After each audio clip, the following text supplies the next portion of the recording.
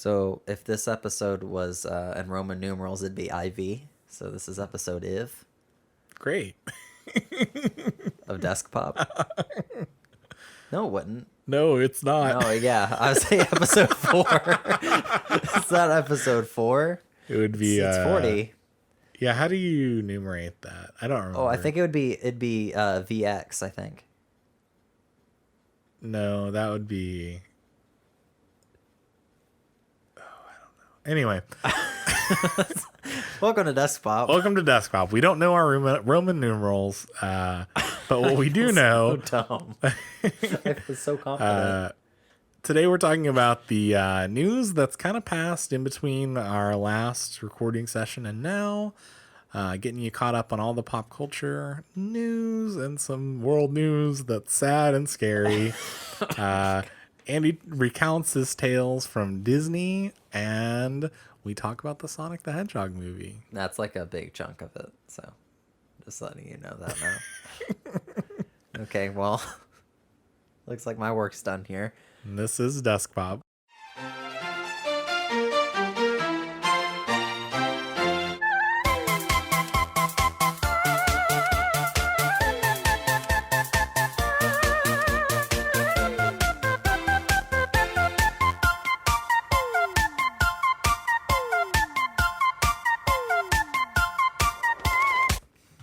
Lordy, look who's 40 episodes, that is, of your favorite, Unequivocally your favorite podcast. Yeah. favorite thing. Favorite thing. You'd rather listen to an episode of this than eat your favorite food. Yep.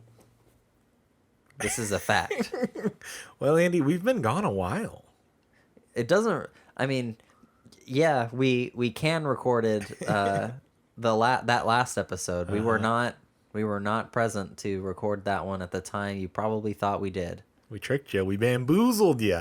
In fact, it's like the scene in The Italian Job where they rig the security cameras to where it's like, oh, there they are, we're gonna get them, and they show up, but they had been gone for hours. They're already in the getaway.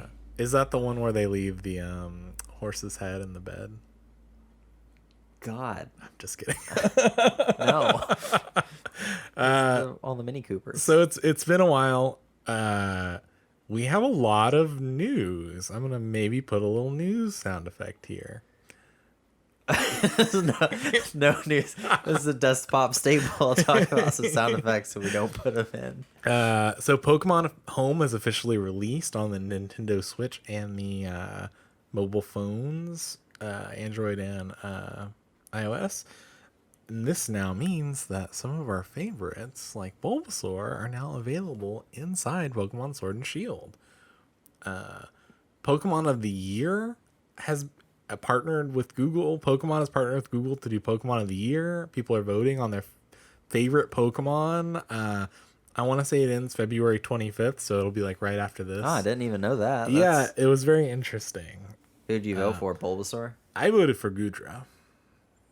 Because I love Goodra. I'm really... Wait. Not Goodra. We haven't talked about... Which one's your favorite? It's it's like a dragon type. It's not dragon. I know what you're thinking of, and it's not dragon. Ah, okay. What is it? You're thinking of Dunsparce. God damn it. I do love Dunsparce, but that's more of a personal love, and I understand that maybe he's not fit to carry Pokemon of the Year. The banner, I think he carries that in my heart. He's not going to win the primary. He won't win the primary, so I have to vote. I have to vote I have to vote with the crowd. Vote with party. Yeah, exactly. So that's an interesting thing. I'm curious what that'll bring. There's a new mythical Pokemon that's being teased. There's a silhouette that's been shown, and it looks like I've seen that one. It looks almost like a Wendigo. People are saying it might be like an Alakazam. I don't think it is because it's a mythical, not. I don't think it's a regional form. I also remember I had a factual inaccuracy on a previous episode. Ooh. I told you that I never bought any Wii U games, and that was a lie. I went home and I started remembering all these games. Now, it's still not a lot of games, Well, it But was a Wii U, so I have purchased a couple of Wii U games. I purchased Pokken Tournament. I purchased Wonderful 101. okay, And I which is relevant now. purchased yeah, exactly. That's why I remembered it, because it's popped up in the news again. And I saw that and I was like, I did buy it. And that's kind of what triggered all this. There was one more I'll have to look up later maybe, but I have at least bought 3 oh, and Super Mario Maker. I bought that on the Wii U. Okay. So I lied. I am so sorry. Please forgive me for my indiscretions.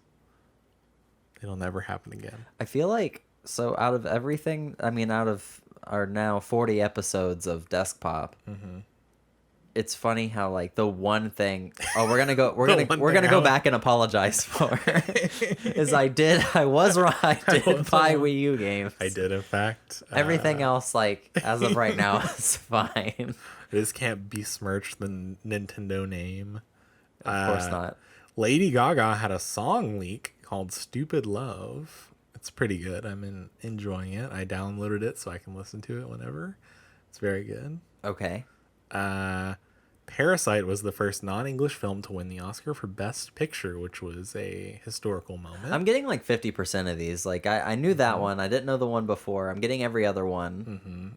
The coronavirus has been spreading. The death toll has increased in China. Oh my fucking god. We're a real news Speaking of podcast here. parasites. Andrew Yang dropped out of the 2020 election. Sonic the Hedgehog movie came out. The Harley Quinn, the Birds of Prey movie also came out. And there's probably some more things that have happened, but they're clearly unimportant. Yeah. This was a pretty topical list. We had our super relevant like real life news things, coronavirus, Andrew Yang, like Yeah. And Pokemon of the Year. Pokemon of the Year, Pokemon Home. It's interesting, Pokemon Home launched relatively quietly. Yeah. They kind of I was seeing on social media people posting photos of it, and I was like, huh. And I went and checked, and I actually couldn't find it in my app store on my phone. I ended up having to find a link to the app store where it was hosted. So I'm assuming it launched similar to how YouTube videos kind of launch, where it's like, or you have the option to it's unlist it, but give people have the link, can access it. So it was kind of one of those situations, which was interesting. But yeah, I'm overall very happy. I think I wish I had known. Like, I kind of think back to like when I was upset about Pokemon Sword and Shield not including all these Pokemon, and I kind of wish I had just known something was gonna come of it, and maybe that would have alleviated some frustration. Who knows?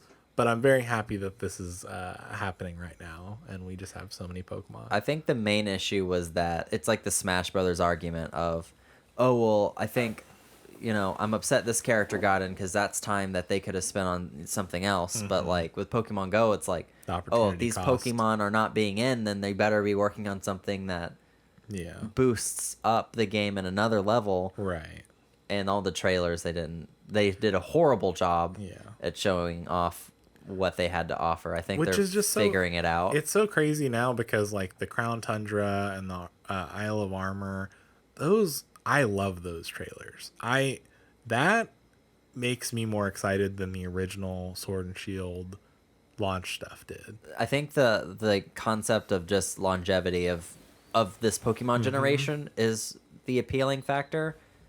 What I kind of see this as like an Elder Scrolls game where you keep getting DLC, but it uses the same engine, so it's like the same like my same issue with like the swivel of the characters is turning and stuff like that. I think that's going to be fixed next time, but as of right now, like story wise, the DLC's like that's going to be great. And I really, really think they're going to knock it out of the park next time. Like I think so. Right now they're like, I'd give it like maybe like an 8. Give this like an 8 right now, but they're gonna like pull a 10 next time, I think. So, before we get into anything else pretty heavy, how are you? How's it going? I'm doing good. I am dirt poor now. I've returned from Disney. I've returned from Disney. Yes. And I spent money I didn't even know I had, and I'm still figuring out all the expenses. Yeah. On that front, it was horrible, but in the moment, it was great. Yeah. It was Dana's first time to Disney, so she cried a lot, which was really touching. It was her first time experiencing everything, so it was always really neat to go on a really gimmicky ride, and the gimmick, but the other person doesn't, so you're like watching them like, oh, here comes the drop. They don't know it's gonna. So that was really cool. And it's just always mind blowing that the customer service and the immersion at Disney parks is insane. Like there's no trash on the ground. The park's like the size of, two small towns put together. Mm-hmm. There's no trash anywhere. No one's like really unhappy. Like any skirmish that happens. No one's really unhappy. Have you seen that fight video at Disneyland? No. That came out I'll show it to you after this episode. It's pretty good. But like any skirmish or any like time anyone starts getting really upset, there's like a Disney employee just swoops out of nowhere and injects them with like something, carries them out, but tranks them. It's just great. They handle everything well, and for like people who like, I think I don't have as much social anxiety as as other people, but I do get like really, I overthink interactions that I have with people and stuff. Mm-hmm. But at Disney, like, you can go up to absolutely any Disney employee and ask them any question and they know an answer, and they're so friendly about you. Leave every interaction that you have with this positive like it reinforces your, like, by the end of the trip I was just so comfortable just starting conversations with people like, oh hey, where are you from, because they're just so friendly. Honestly, like, they need to send like that there needs to be a therapeutic treatment of sending people that, because like every like restaurants, I just I never make small talk with waiters and stuff, but I was doing it there because like you're in like kind of a different environment, you're like in a big bubble. It's great. It's safe. Safe. I had Andy's safe space. I had the best spaghetti I've ever had in my life. I cried. That's the one time I cried at Disney. The spaghetti was so good. It was at Tony's restaurant. The Lady and the Tramp restaurant. Did you Lady and the Tramp it? No, didn't. Wow. Missed opportunity, I'd say. I took one bite of that spaghetti and I was like, no, this is mine. This is why those two dogs fell in love. It wasn't their personalities. This is spaghetti. I don't have a single noodle to spare. But I told the waiter to give my compliments to the chef. It was so fucking good, Brian. I cannot. It was great. I just like, I want to imagine. I know they probably like, it was probably a really nice recipe, but I just want to imagine like you go back in the kitchen and they're like cutting open a can of like SpaghettiOs and like pouring it in the bowl. I made a joke like that with Dana. It's just like, I'm freaking out over this fucking spaghetti and they're just like microwaving this shit in the back. But I'm sure they did. I'm sure they did a really good job of like, there was people putting care into it, but it's funny to think about. Yeah, it was just so fucking good. What else? I'll kind of skip over a bunch of other stuff. I could talk about this, the whole all day, but I'll go right into the meat and potatoes of this trip, which was the Star Wars park. It's the latest park expansion, and this one, it's not focused as much on thrill as the other rides. This one is focused primarily on immersion. They want you to feel like you're inside the world of Star Wars, and they did it. It's insane. So all the sodas are in these pods. Oh yeah. I'm holding up a soda to Brian now. It is a pot. It is a orb. It has the Coca-Cola logo in like the Star Wars language. Every drink, Dasani, Sprite, like they're all Coca-Cola products, but like every drink you can get is in a container like this. Interesting. Like, all the trash cans, everything in the bathroom, toilets, sinks, like hand dryers, hand sanitizers, they're all reskinned to be in the Star Wars universe. There's There are not space toilets, is what you're telling me? Yeah, there's not. I spent like a good portion of time like leaving the bathroom. I didn't know where the hand dryer was. I was like, oh, is this a paper towel dispenser? Is this like a hair dryer? Like, what is the? And I kind of like walked around and I felt too uncomfortable. Like if people were looking at me, so I just left. I was like, the downside of space, I guess. yeah, I was like looking at other people, like, what are they doing when they? People are just like pissing on the wall. I can't figure out where the toilet is. So. But all the food there was like really gimmicky. We had blue milk, and it was like this really thick. It was like Viscous? It was like a slushy kind of. Okay, interesting. And it tasted like bubble gum. It was really good. The two biggest, the worst interactions I've had in the park were with the First Order officer and Kylo Ren, because they're in character. Yeah. So they're pieces of shit. Like, they don't let you take pictures with them. They don't let you get close to them. Really? They are jerks. They're like, back away. Don't you know I'm the First Order? And like, you get yelled at. And it's so neat. A lot of people are kind of let down of like, oh, they're kind of jerks. But like, they're in character. That's what would happen if you try to take a selfie with like a First Order. It was so neat. I got yelled at because I was carrying a lightsaber. We had built custom. That whole experience was great too. But he was like, lightsabers are forbidden in this quadrant of the blah blah blah, and I was like, it's a red lightsaber. LOL. It wasn't. And he was like, though your alliance is noted, it doesn't fix the fact that our lightsabers are. And there's just like masterclass improvisational people. Sure, yeah. It was so cool.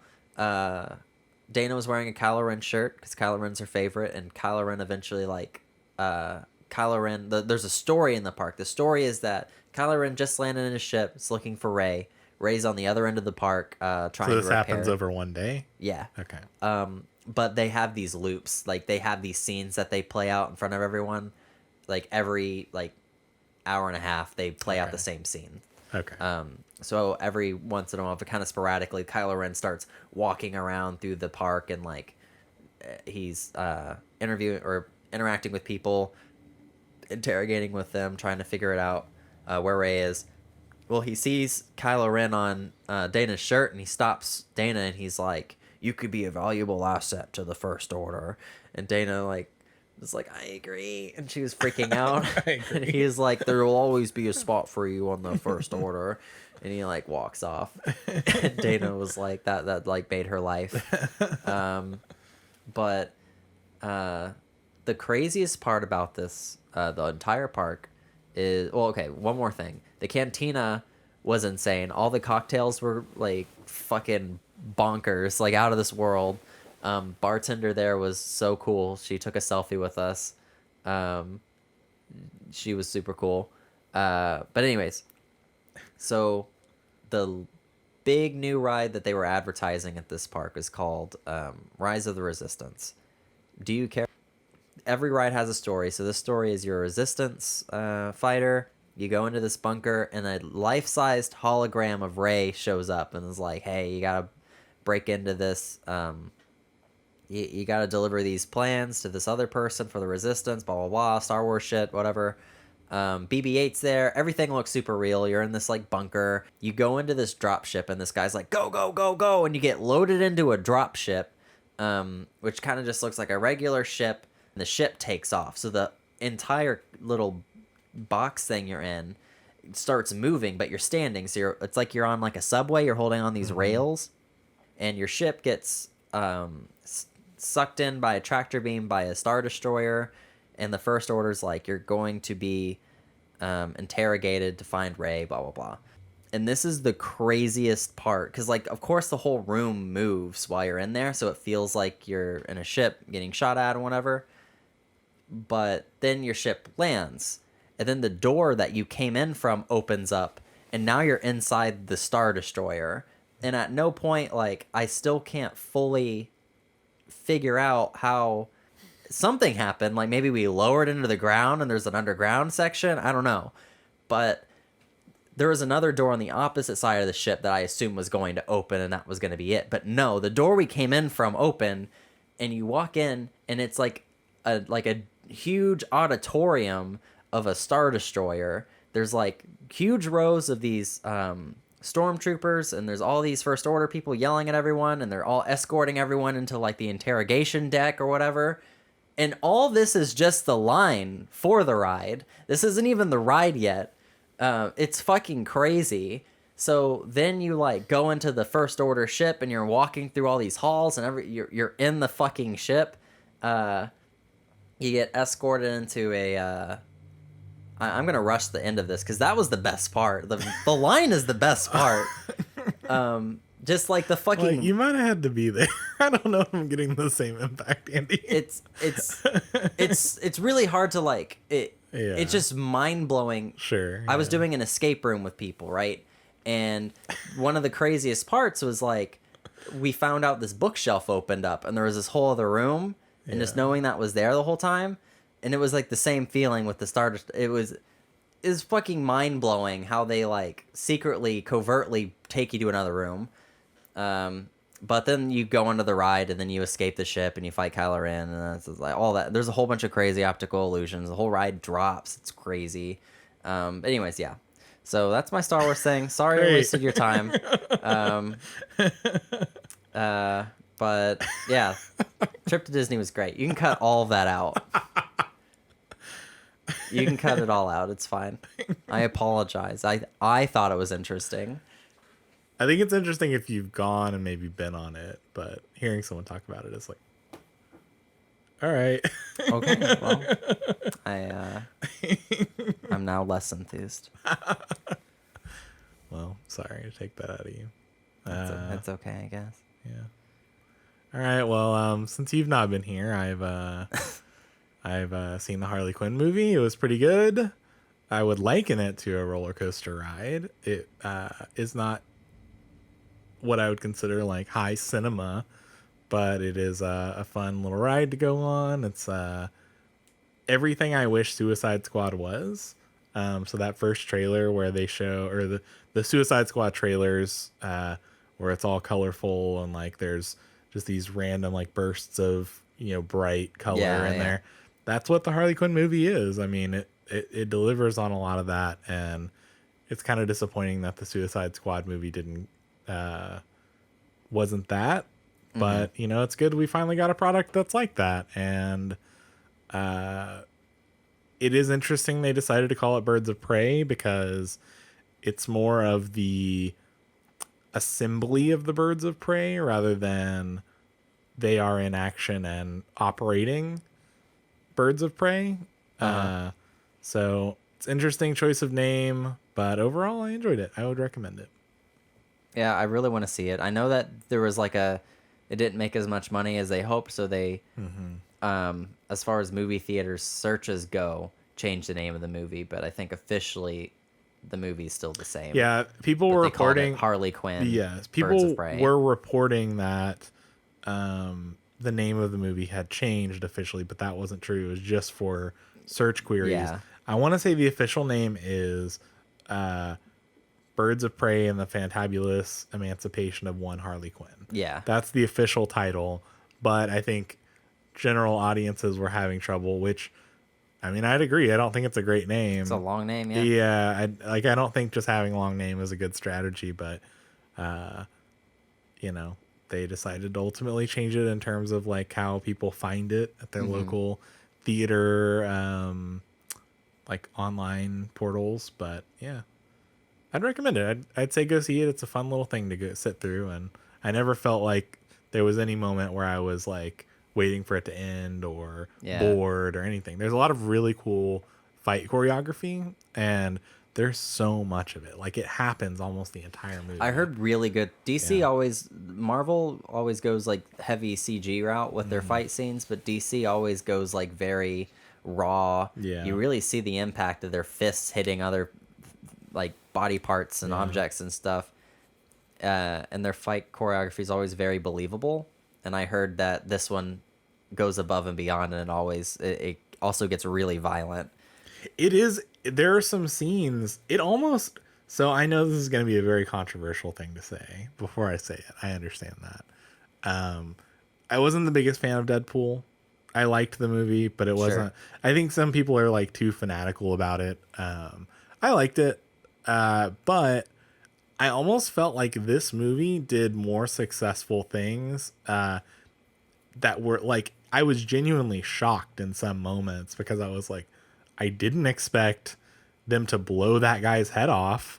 Like, there was no point in this movie where I was under the impression that that's something that would happen in this movie. So Yeah. the fact that it did happen, I was like, oh my God, you know, like, Yeah. so there were a couple moments like that where I was like, I kind of wish Deadpool was a little more like that instead of just like 100 miles an hour the whole time. I kind of wish they like hit the brake a couple times and like, you know, made you unsure of what was going to come or whatever. I don't know. It was interesting. Well, I think that there's this expectation of like there's like a very small amount of comic book movies that are rated R. Yeah. And I think I haven't even seen it, Was but what is this one rated R? yeah, I Okay. feel like I would this one, imagine it had to be just based on what I saw, but I feel like this one, like, really, they said to themselves, like, if this is going to be rated R, we really need to cash in on, you know, it being rated R. yeah, like, let's go all in and make this Yeah. rated R. Whereas Deadpool, I think, they were like, we're going to make it rated R to generate publicity. Yeah.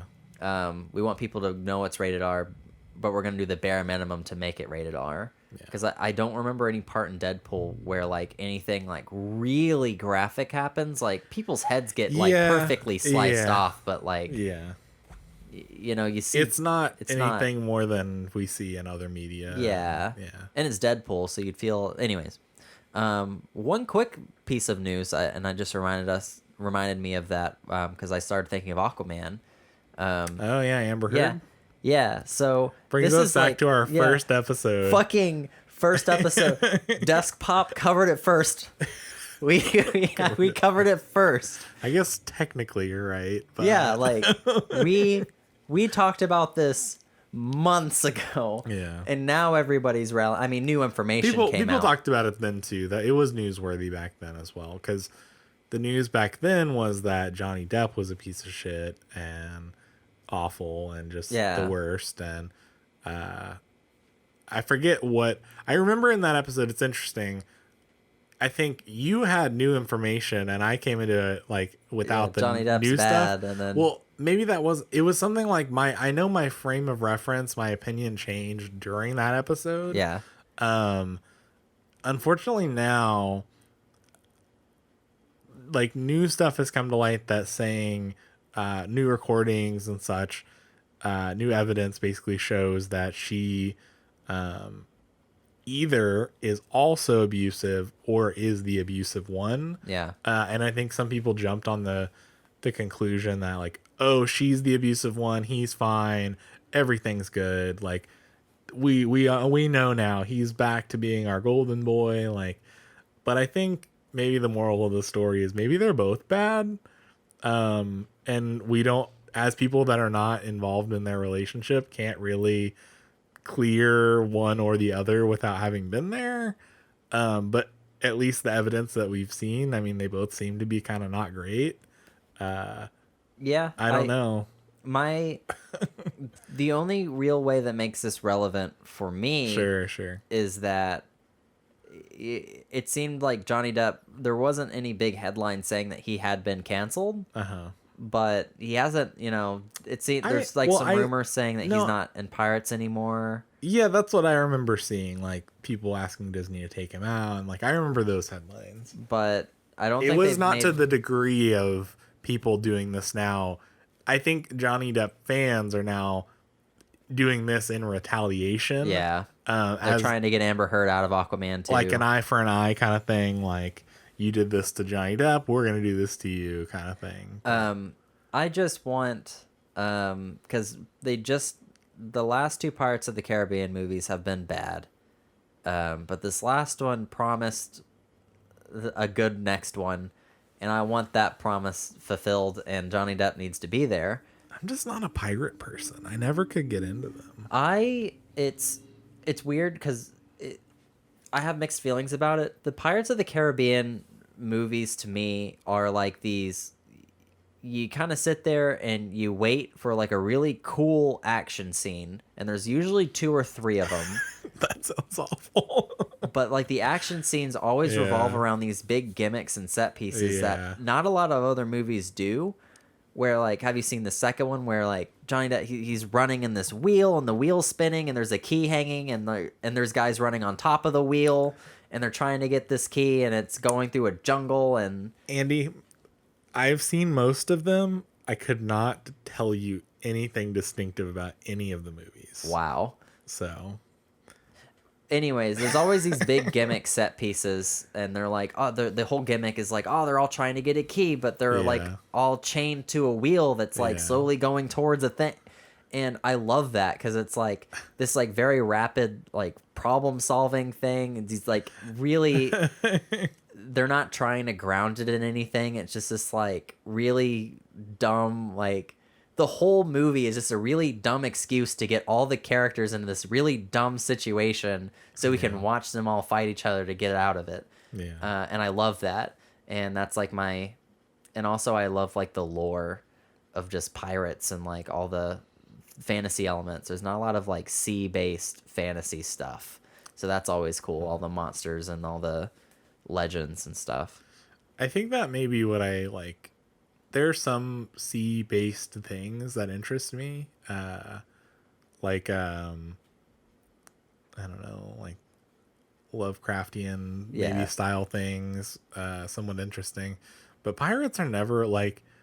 It's the same with like there's that whole thing like back when I was growing up, like oh like you either like pirates or ninjas, like you choose, like oh you get to choose which team are you on. I don't like either. I'm not a fan of either.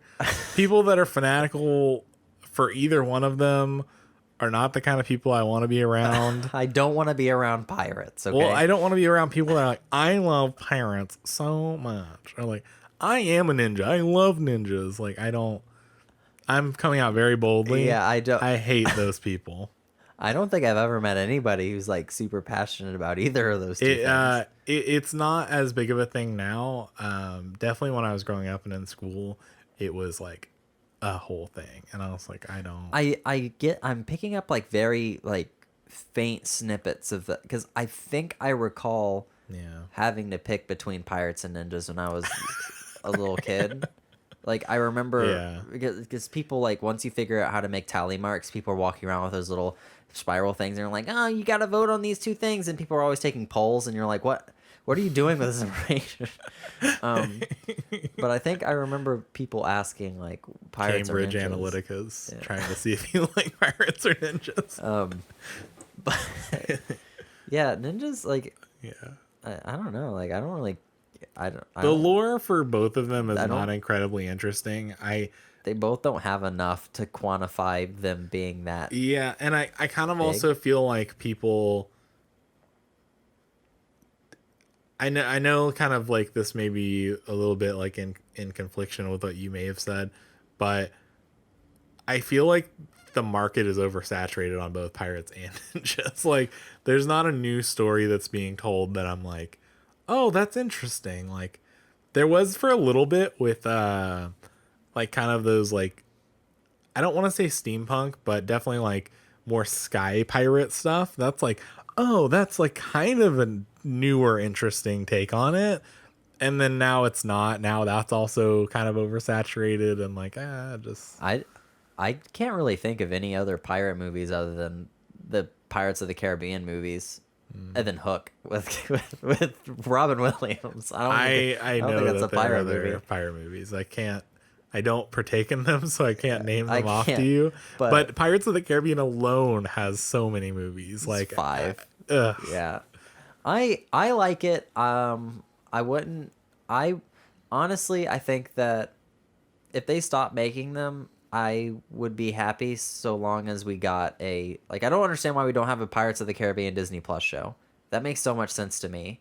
Like, I don't get on it. But I don't know. I mean, maybe like that just seems like Pirates of the. I feel like it's low. You don't need a lot of special effects to do a fucking pirate ship, and then and then if you don't like it, you don't have to watch it. I feel like a show is the best thing for like, oh, like this audience it's a niche audience. So you just they just huddle around this little show. You don't have to make a movie. I don't get it. It seems so like you're making 12 Star Wars spin-offs. You can't make a anyways. Yeah. Anyways, We got to talk about Sonic. we do. Oh man, we both seen Sonic the Hedgehog now. Happy Valentine's Day that we saw it on. Yeah. And you know, every child under the age of 13 also got to go out on Valentine's Day. Yeah. And they were all in my theater. So before we start, this is gonna be probably spoilery. So if you don't want to be spoiled on this movie, Spoiler alert, Sonic goes fast. I guess I'd like to say before we start, I'd recommend I'd recommend that you see it just to see it, but I don't think it's a good movie. So, I'm going to say I didn't like it, but see it, support the cause. I think the promise of the sequel at the end of this first one really, like, you know, I think that the sequel maybe if they just like has keep a lot going, it'll get better. I think I don't know why they decided to do an origin story. Yeah. They could have just it's Sonic. Yeah. I agree. But now that the origin story's out of the way and you don't need any more like dumb exposition, you know, everyone like Sonic goes fast. There's Eggman. Yeah. I think everything's in play now to where if they do a sequel, it could not be total garbage like this one. Yeah. I think Eggman, like his voice kind of started getting that like you know, that the Eggman's voice is usually at, you know, in the games. He's bald, he's in the mushroom. Like the next Sonic movie will be like fully Eggman. Sonic's gonna be a thing. Tails is there. Tails is after credits scene. Tails was great, yeah. And like holy fucking shit, what did he look like before they redesigned Sonic? Like fuck. That gives me nightmares. Sonic's mom is an owl. That was a little strange. I don't think it was his mom. That was his guardian. Mother, paternal mother figure. Yeah. That was a little strange. I actually really like. So let's go real quick and do a little synopsis. So they open and it's Sonic on his planet, and well, they open and it's like one of those scenes where it's happening in the final fight. I bet you're wondering how I got here. Yeah, and then they send you dumb. back to the very beginning, and he's a little kid. His guardian is this owl, which I forget her name. Longclaw, maybe. So he's on his own home world. You know, there's Longclaw. He runs to her, gives her this flower, which was a really cute reference to the flowers, like in the game. I thought that was neat. It was fine. And then it was those were echidna, right, with the bows and arrows, and that was a little like. In this opening scene, I was like, if the movie is like this, I love it. This is so good already. Like, I really enjoyed that beginning part. Same. At first, I was like, oh, maybe this is unnecessary and I'm not going to like this. And then the opening part, I was like, oh, like, no, it's actually like kind of a neat story. And there's like, I'm already feeling a little emotional, like about these characters. And like, I think it was good. She... to protect Sonic, ultimately sends him to another world. She's shot flying to try and save him. Yeah, they're really graphic with that. Yeah. It's like really like damn. But I thought that was to the movie's like benefit. I thought that was kind of like oh wow, like yeah, that's good for what's to come potentially. She sends him off. She says, you know, you can't stop going. Here's these rings to travel to new worlds. You have to keep going. You cannot be discovered. People will always be after your power. No one knows why he has his power, but that's the setup. Yeah. You know, he eventually makes it to Earth. We're following James Marsden living his life as sheriff. Sonic kind of, you know, shows that he has been living in isolation in this town, but he's been also following these people, and like that's kind of how he's been passing the time and maintaining some sort of like, it's like this parasocial relationship where he is aware of them and he like quote hangs out with them, by kind of just being around them when they're doing stuff and they, they don't know. Which was an interesting, like, all this. I was like, okay, this is kind of interesting. He's, they're having a movie night and he's watching from the window, just as an example. Yeah. They move in, further into the movie. He causes a blackout because he is so distraught that he does not have any relationships with people. There's no one that he considers a friend. He has none of that. So it upsets him. He runs in this really weird square, this baseball diamond, and there's just this massive like EMP style blackout because of his energy. This calls in the government. They call in Eggman immediately. Dr. Robotnik immediately. I was like, all right. That leads to a whole bunch of cat and mouse stuff with him and Sonic. James Marsden eventually ends up wrapped in this because Sonic's trying to leave. He shoots Sonic with a tranquilizer, and then he ultimately feels responsible for trying to help him. They go on a journey to get the rings back. Eggman chases them the whole time. There's eventually, a big fight scene, and that's kind of the movie.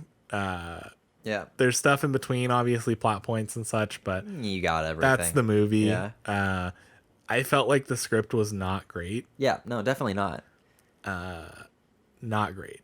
And The only redeemable quality about this movie is Sonic had been redesigned to not look like garbage. I agree. Visually everything looked fine. Yeah. And that I really liked. I think we have different takes on Jim Carrey's We do, definitely. Robotnik. Yes. I really liked it. I think Yeah. when Jim Carrey does a movie, I feel like each of his characters, they're all Jim Carrey. They're all like very, like loud and very physical movement based and stuff. But I feel like each character, like Ace Ventura, like made his butt talk, and that was like an iconic thing that he did, and like he had all these like little like catchphrases and stuff.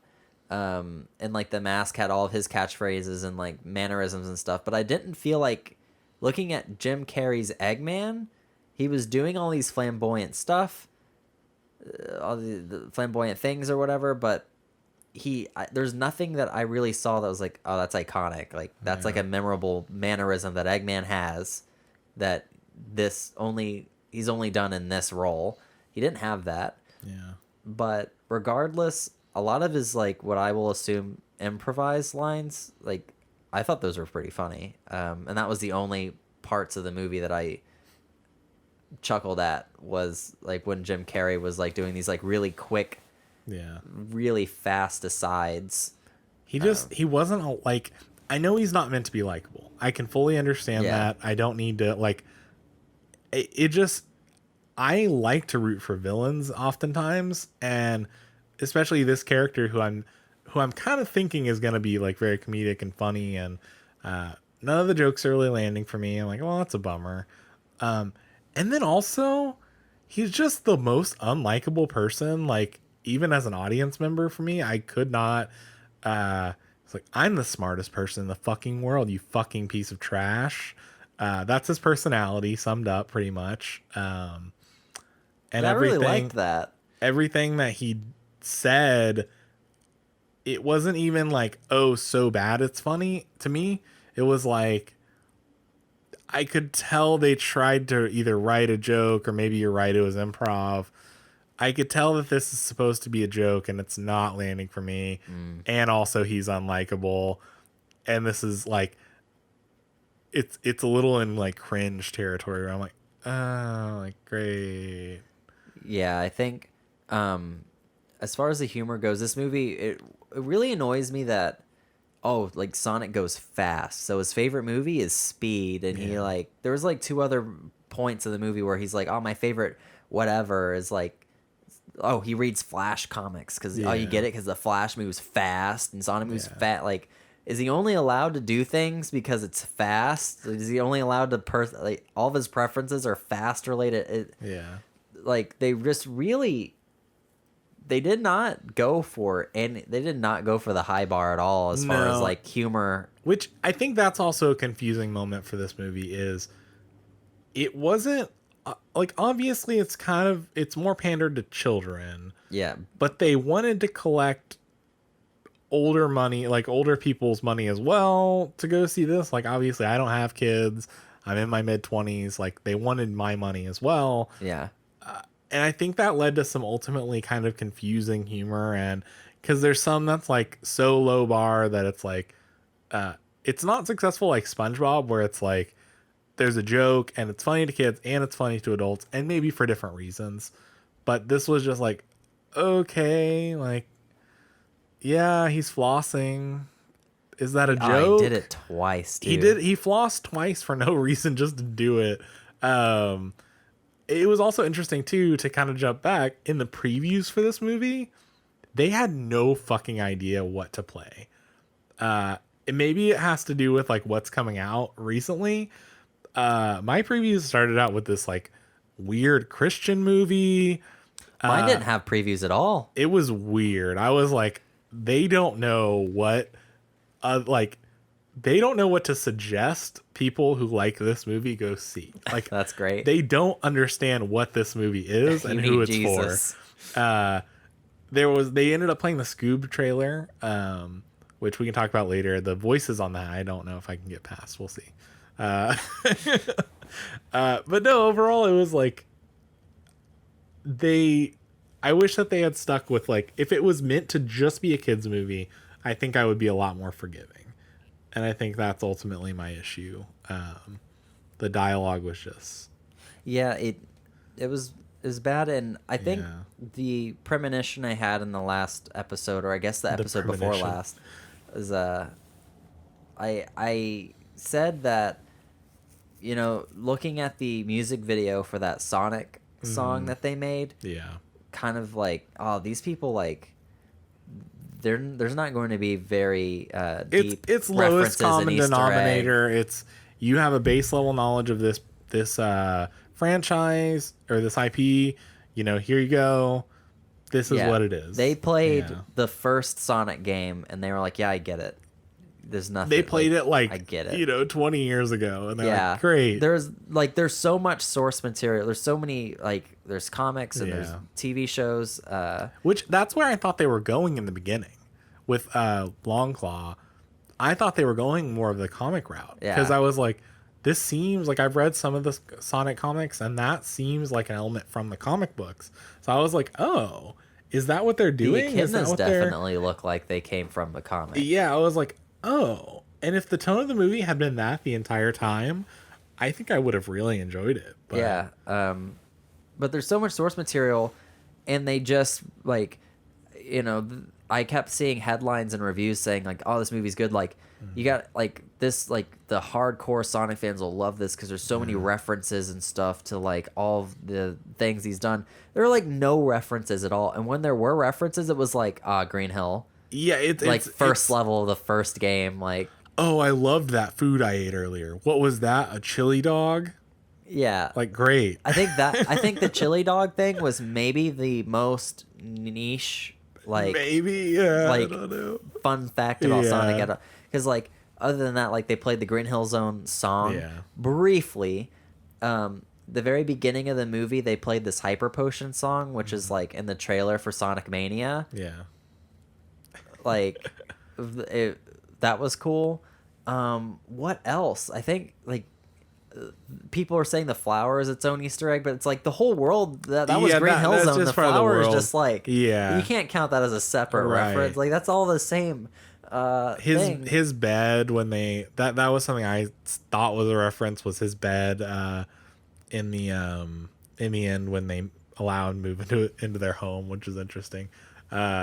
His bed is like the same style as like the title cards for Sonic games. Oh yeah, It's oh, those yeah, like and stars with the like red circles and like blue and everything. It's his headband yeah. had the thing. Yeah.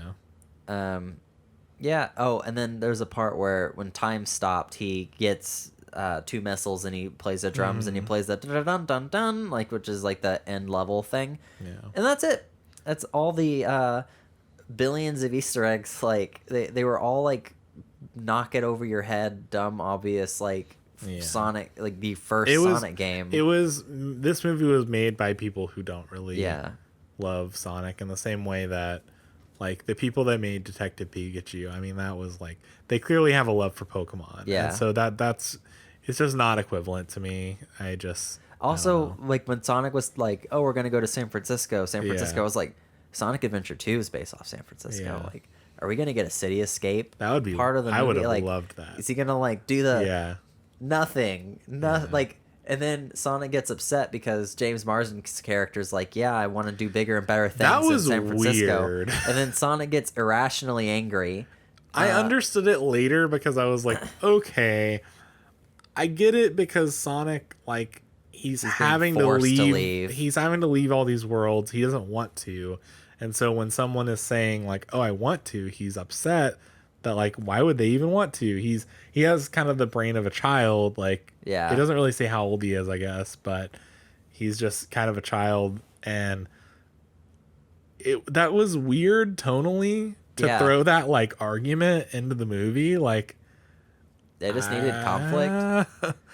Yeah. It was dumb. And he's like, "Yeah, I need to go on and do bigger and better. I could do more. I need to go to San Francisco." And he's like, "Eh."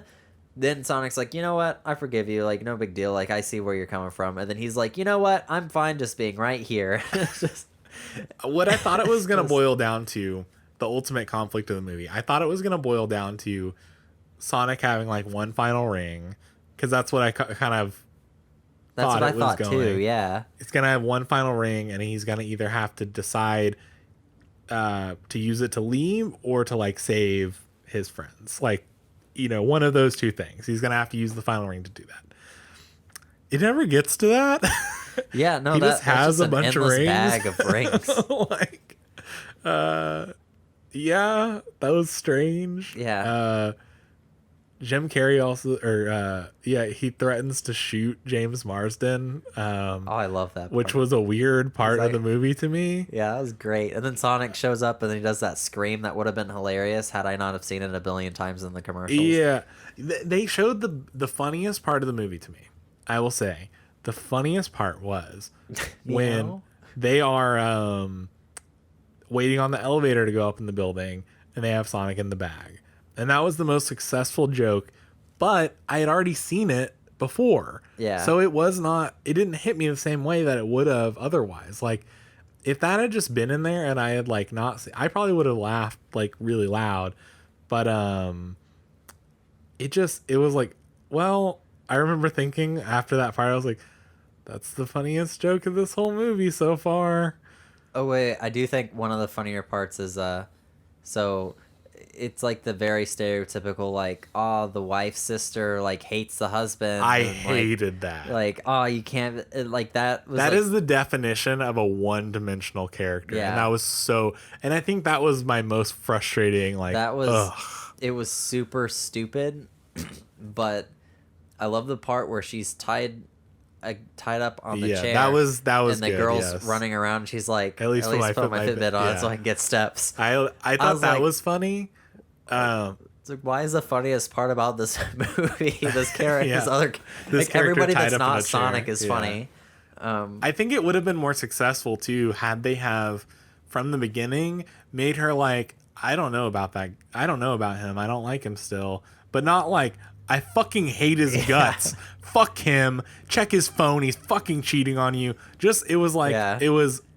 there was no build up to like, oh no, he's a criminal. And that is clearly like, that's my proof that I need to like, Yeah. It was just, she hated him from the beginning. And it was this, She was like, more of an antagonist than oh my Eggman. God. Yes. I was like, She was like out to get him. it was weird. I was like, I'm not into this.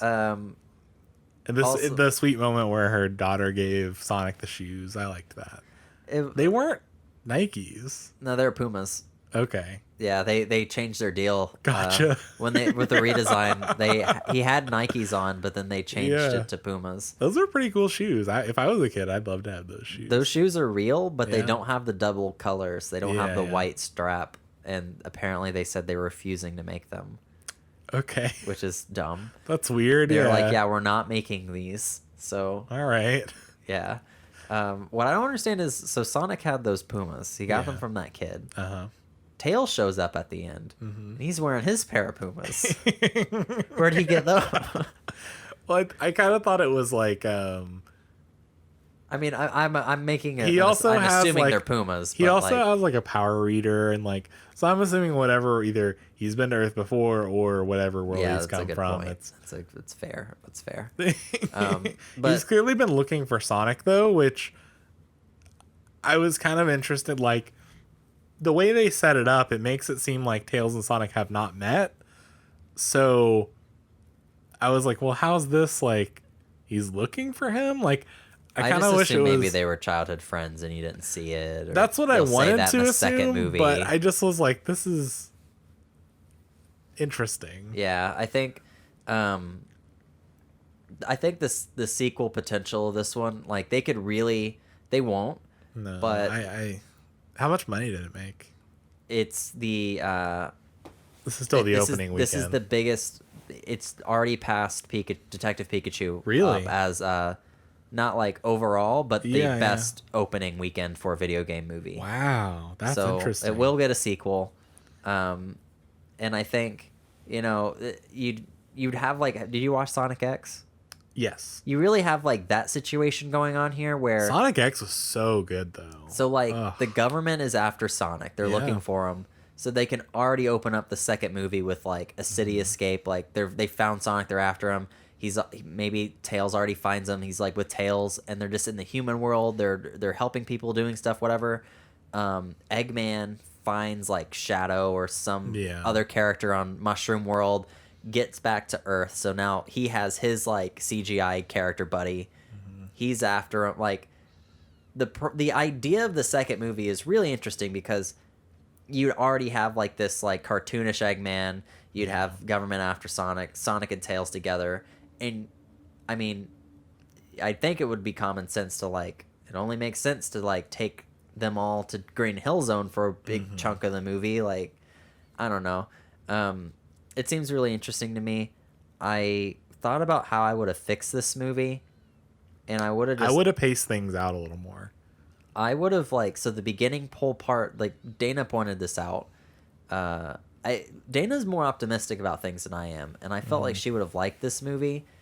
And I was like, "Did you like it?" And she was like, "No, I didn't like this at all." And it made me like the movie less because I was like, "Wow, you're supposed to be the optimistic one out of us both." I wanted to, like, just to be clear, I really wanted to, and Sonic was in it. Yeah, that was another. Whoa! I really wanted to Easter like egg. it, and I also feel like, it would never. Going into it, it would never live up to some of the expectations I had for it. Yeah. But to play devil's advocate, I also felt that way about Detective Pikachu, and it lived up to my expectations. Yeah. So it exceeded them. So I kind of was like, well, maybe Sonic will surprise me, but the characters were not fleshed out enough for me, and the dialogue the wife wasn't good. wasn't really necessary either. She was was the only role she was fulfilling here was she was a vet, and even when he was like, "Oh, you're a vet," she's like, "I don't this isn't a fucking like I don't know, give it a fucking." I thought that was kind of funny, and then like that was it. She's just running around with it. Was her acting, she wasn't bad. I will say she was not bad. She did the best with what she was given, I'm sure. But anytime she was on screen, the movie tonally felt more like a Hallmark movie for some reason. It didn't feel as high budget whenever she was around. Like, I don't know what that feeling was, but it felt like the camera, like, there was like one camera angle anytime she was on screen, and her wardrobe was not as good as other people. There was a weird feeling I got anytime she was on screen. I don't know her name. It felt like she was third wheeling. Yeah. Like it felt like there was this whole dynamic going. It's like whenever you bring a friend to a party with your other friends, but none of your friends know the person you brought. Sure, so they're just kind of like everyone's talking and bantering and stuff, and then they're just kind of sitting there. That's what I felt like in this, because like Eggman saying his saying to Sonic, and James Marsden's referencing like, "Oh, I punched you in the face." They're talking about it, and then the wife is just like, standing there, like, say something. Yeah, I think the sequel potential of this could be cool, but I didn't really see anything in this movie that, and even the credit sequence, like I saw the credit sequence in Detective Pikachu, and they opened up with the Game Boy sprite screen, and it's Detective Pikachu. That was but beautiful. Then it cuts into like they got the original Pokemon artists or like the art team to draw so it didn't rely heavily on just the Game Boy games, because there's way more to Pokemon than just that. Sonic, it was just all Genesis sprites. It was all that.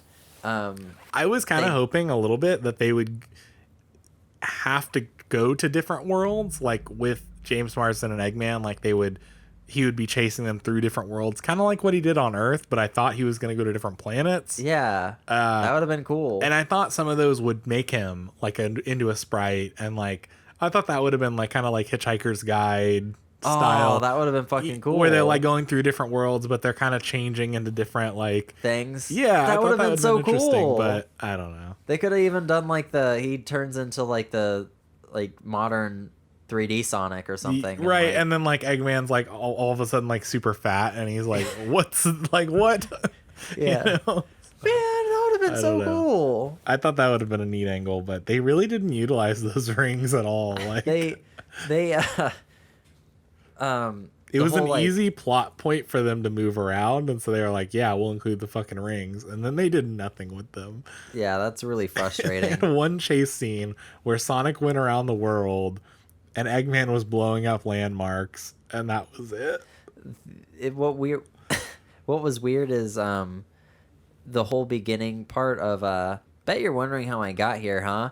And I thought it was gonna be a joke, because I thought like, oh, it's Sonic, he's gonna do this backstory and it's gonna be really fast, and it's like, and then it's gonna start there, and it didn't happen. And I'm upset that didn't happen, because it was just like the one time you could have made like I'm Sonic and everything I do is fast. That would have been the time. But the problem solving in this is like, what was his overarching thing? Because when he gets emotional, he creates these big electrical bursts and all that, and he doesn't want that. He wants that to stop. It happens. I thought he was going supersonic. That's what I thought. But he doesn't. It didn't, and it took the power out of his quill, but then it came back, so I don't know what that was all about. It's like, did he learn how to withdraw his power? Or I don't really understand that. He got emotional and he exploded. I don't really understand. And then it hurt Eggman's thing, and I don't feel like Sonic learned. He didn't learn to control it. He had an emotional outburst. And like, I mean, what better for a Sonic fandom movie than like other problems solved by I don't know. But that was weird. It just felt like the screenwriters are just he explodes, and they really phoned this one in. I'll say they